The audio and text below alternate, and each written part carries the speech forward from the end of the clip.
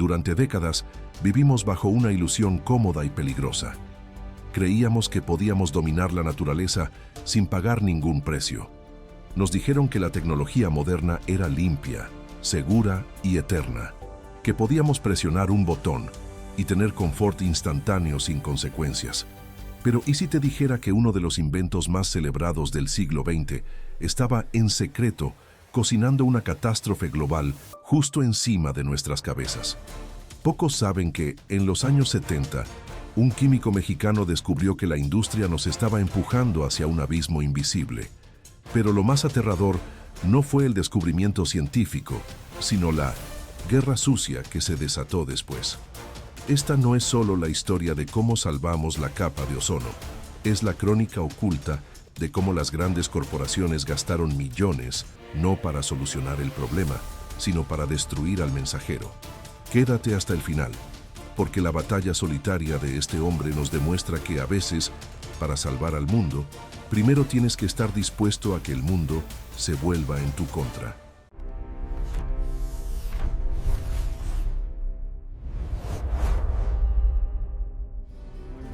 Solemos pensar que cuando un científico hace un descubrimiento vital para la supervivencia de la humanidad, el mundo se detiene inmediatamente a escuchar, agradecer y actuar. Imaginamos la ciencia como un camino recto donde la verdad, una vez revelada, se impone por su propio peso ante la evidencia de los datos. Nos han vendido la imagen romántica del Premio Nobel como la culminación de una carrera brillante, un escenario lleno de aplausos y reconocimiento unánime. Sin embargo, en el caso del mexicano Mario Molina, esa medalla que recibió en 1995 no contaba la historia completa. En realidad, era la cicatriz, final de una guerra sucia que duró 2 décadas, donde la verdad no fue recibida con flores, sino con una campaña brutal de descrédito diseñada en las oficinas de marketing de las corporaciones más poderosas del planeta. La realidad es mucho más oscura de lo que los libros de texto suelen admitir. Antes de ser celebrado como el salvador de la atmósfera, Molina fue tratado como un traidor al progreso económico, un alarmista peligroso e incluso un espía extranjero. Durante 20 años, él y su colega Sherwood Rowland no lucharon solo contra moléculas invisibles en la estratosfera, sino contra una maquinaria industrial que facturaba miles de millones de dólares y que estaba dispuesta a todo para ocultar que sus productos estrella estaban literalmente devorando el escudo que permite la vida en la Tierra. Lo que vas a escuchar hoy no es solo la historia de un descubrimiento químico, es la crónica de cómo un hombre tuvo que elegir entre su carrera y la seguridad de las futuras generaciones, enfrentándose a un gigante que parecía invencible. Para entender la magnitud del monstruo al que Molina decidió enfrentarse, tenemos que viajar mentalmente a principios de los años 70.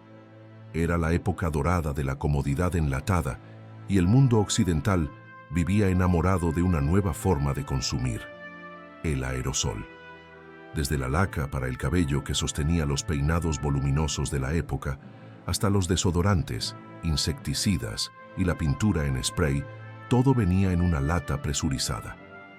Abrir un refrigerador y sentir el frío instantáneo, o entrar a una oficina con aire acondicionado en pleno verano, no eran simples lujos, eran los símbolos indiscutibles del triunfo humano sobre la naturaleza. La sociedad de consumo había alcanzado su cenit y todo parecía funcionar a la perfección con solo presionar un botón, liberando una nube mágica que resolvía problemas al instante sin dejar rastro aparente. El motor secreto de esta revolución doméstica era una familia de gases conocidos como clorofluorocarbonos o CFCs. Para la industria química, estos compuestos eran el santo grial, el gas perfecto que había llegado para quedarse. Eran un verdadero milagro de la ingeniería. No eran tóxicos para el ser humano si se respiraban, no eran inflamables, no reaccionaban químicamente con casi nada y, sobre todo, eran increíblemente baratos de producir. Eran tan seguros, aparentemente, que su inventor original había llegado a inhalar el gas y apagar una vela con su aliento en una conferencia de prensa para demostrar su inocuidad absoluta.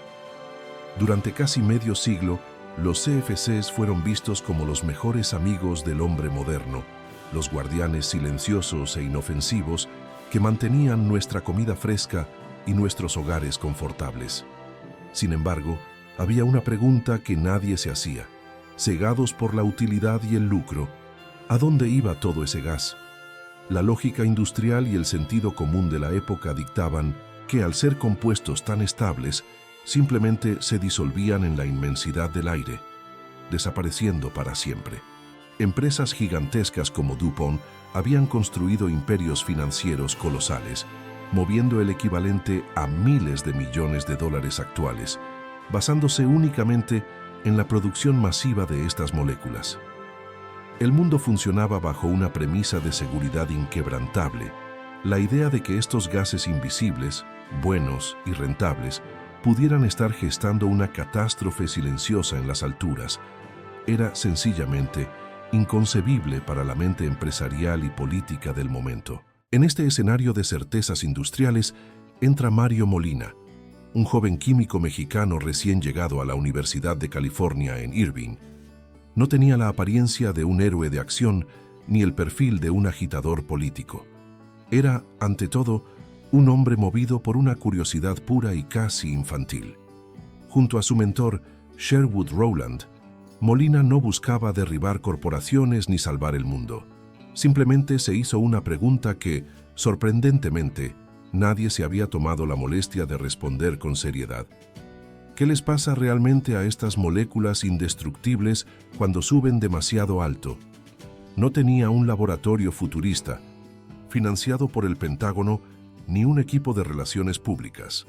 Sus únicas armas eran lápiz, papel y la rigurosidad de las matemáticas aplicadas a la química atmosférica. El contraste de fuerzas no podía ser más abismal. Por un lado, tenías a un conglomerado industrial global, liderado por gigantes como DuPont, que generaba 600 millones de dólares al año solo con la venta de estos gases, un imperio respaldado por ejércitos de abogados, lobistas en Washington y campañas publicitarias masivas. Por el otro estaba Molina en un despacho universitario tranquilo, analizando datos abstractos sobre la difusión de gases y la radiación solar. Era la definición perfecta del anonimato, enfrentándose al poder absoluto. Nadie esperaba que un científico extranjero, trabajando en una rama de la química que muchos consideraban esotérica y sin aplicación práctica inmediata, pudiera encontrar una falla estructural en el diseño perfecto de la vida moderna. Molina no era un enemigo declarado del sistema, era simplemente alguien que decidió mirar con atención donde todos los demás habían decidido cerrar los ojos por conveniencia. Lo que hace fascinante a Molina en este punto de la historia no es su genialidad inalcanzable, sino su ética de trabajo y su humanidad.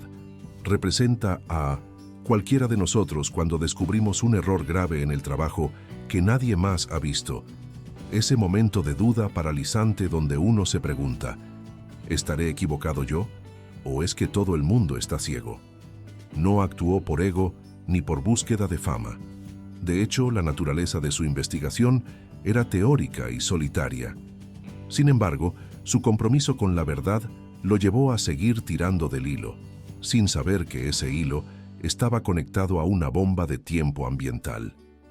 Es fácil admirar al héroe cuando ya ha ganado, pero es mucho más potente conectar con el hombre que en la soledad de su estudio empieza a sentir el peso de una responsabilidad que no pidió, dándose cuenta de que sus cálculos no son solo números, sino una advertencia urgente que nadie quiere escuchar. El verdadero problema con los CFCs no era que fueran volátiles o débiles, sino todo lo contrario. Eran irónicamente demasiado perfectos. Su estructura química era tan robusta que nada en la superficie de la Tierra, ni la lluvia, ni la oxidación, ni la interacción con otros contaminantes, podía destruirlos. Esto significaba que, como millones de globos indestructibles liberados diariamente en todo el mundo, estos gases no tenían otro lugar a donde ir más que hacia arriba. Viajaban lentamente, tomando años o décadas en su ascenso silencioso hasta cruzar la frontera de la estratosfera. Allí, lejos de la protección de las nubes y la atmósfera densa, se encontraban finalmente con una fuerza que no existe al nivel del mar, la radiación ultravioleta pura y brutal del Sol. Molina comprendió entonces que la seguridad que disfrutábamos abajo era, en realidad, la preparación de una trampa mortal allá arriba. Fue en ese momento, entre libretas y cálculos, cuando surgió el insight escalofriante, el momento de claridad que rápidamente se transformó en pesadilla. Molina descubrió que, al ser golpeadas por la radiación solar intensa, las moléculas de CFC se rompen violentamente, liberando un átomo de cloro libre. Si esto ocurriera una sola vez, el daño sería despreciable. Pero el cloro no actúa como un soldado que muere tras un ataque.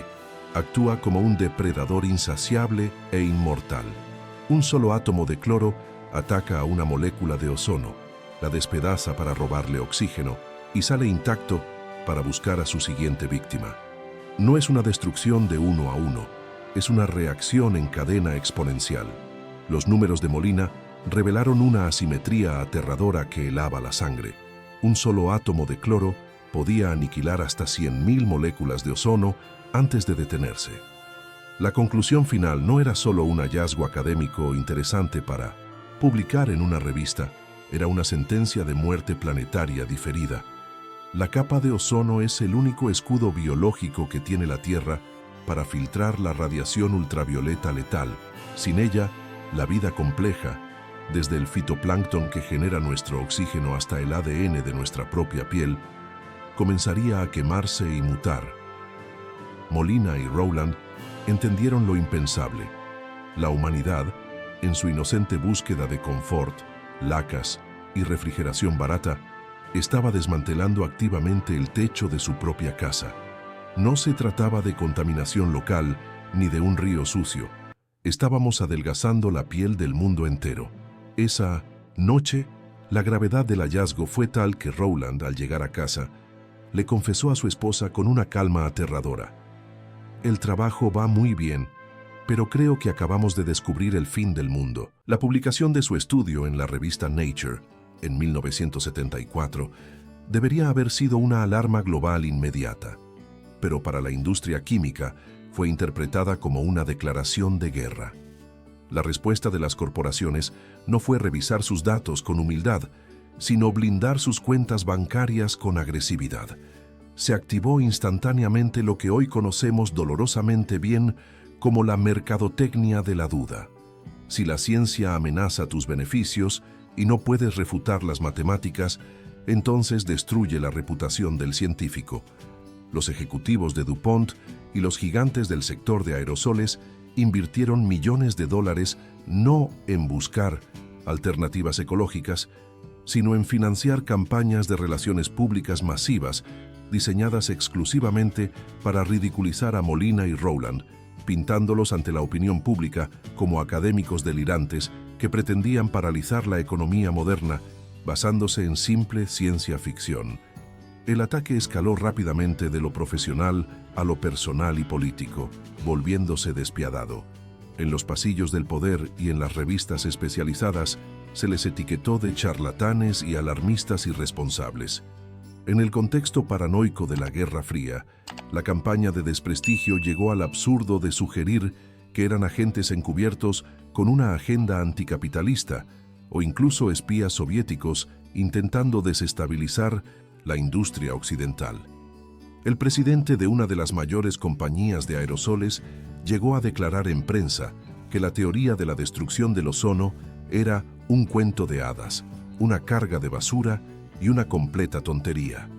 Durante años, la industria inundó los medios con estudios financiados por ellos mismos para enturbiar las aguas, creando un falso debate técnico donde no lo había, logrando con éxito que los políticos se cruzaran de brazos para no molestar a los mercados.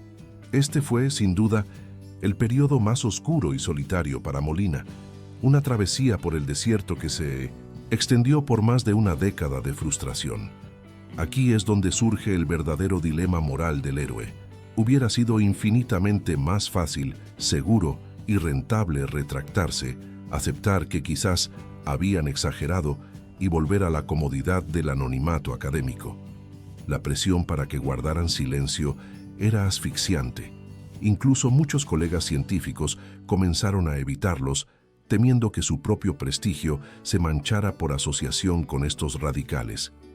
Pero Molina y Rowland eligieron el camino difícil.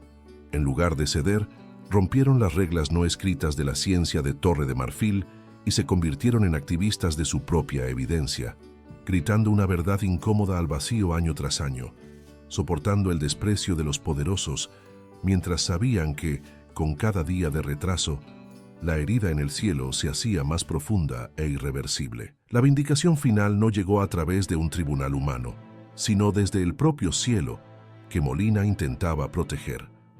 En 1985, cuando las imágenes satelitales revelaron un agujero masivo en la capa de ozono sobre la Antártida, tan grande que al principio pensaron que los sensores estaban rotos, el muro de negación de la industria se derrumbó ante la evidencia visual. El mundo tuvo que despertar de golpe. Gracias a la tenacidad de Molina, en 1987 se firmó el Protocolo de Montreal, un acuerdo histórico donde las naciones del mundo hicieron algo que hoy parece casi utópico. Priorizaron la supervivencia colectiva sobre los beneficios económicos inmediatos, prohibiendo los CFCs para siempre. Mario Molina no solo se convirtió en el primer mexicano en ganar el Premio Nobel de Química, se convirtió en la prueba viviente de que la ciencia rigurosa, cuando va acompañada de valentía moral, tiene el poder de doblarle la mano incluso a los intereses corporativos más arraigados. Hoy, el legado de Mario Molina va mucho más allá de la química atmosférica. Es una brújula ética para los tiempos inciertos que vivimos, en una era donde enfrentamos nuevas crisis climáticas y donde la verdad científica vuelve a ser atacada por maquinarias de desinformación. Su historia resuena con una urgencia renovada. Nos recuerda que los problemas imposibles tienen solución si decidimos actuar a tiempo y que la voz de una sola persona, armada con la verdad, es capaz de cambiar el curso de la historia. Cada vez que sales a la calle y el sol calienta tu piel sin quemarte en cuestión de minutos, estás experimentando el legado silencioso de su lucha. Molina nos enseñó que el planeta es frágil, pero también nos demostró que la voluntad humana para protegerlo puede ser inquebrantable. Hoy, cuando levantamos la vista, vemos un cielo que lenta pero milagrosamente se está curando. Pero esa cicatriz en la atmósfera no se cerró por arte de magia ni por la buena voluntad del mercado. Se cerró porque alguien tuvo el coraje inmenso de gritar «fuego» cuando los más poderosos preferían vender humo. La historia de Mario Molina trasciende la química. Es una lección moral definitiva sobre el poder, la codicia y la responsabilidad individual. Nos recuerda que la ciencia no es una opinión negociable y que el precio de ignorar la verdad siempre termina siendo infinitamente más alto que el costo de enfrentarla. Si conocer esta lucha cambió en algo tu forma de entender el mundo que te rodea y quieres seguir rescatando del olvido a esos héroes que realmente moldearon nuestra historia, te invito a seguir explorando con nosotros, porque la historia oficial suele estar llena de silencios, y aquí estamos para romperlos.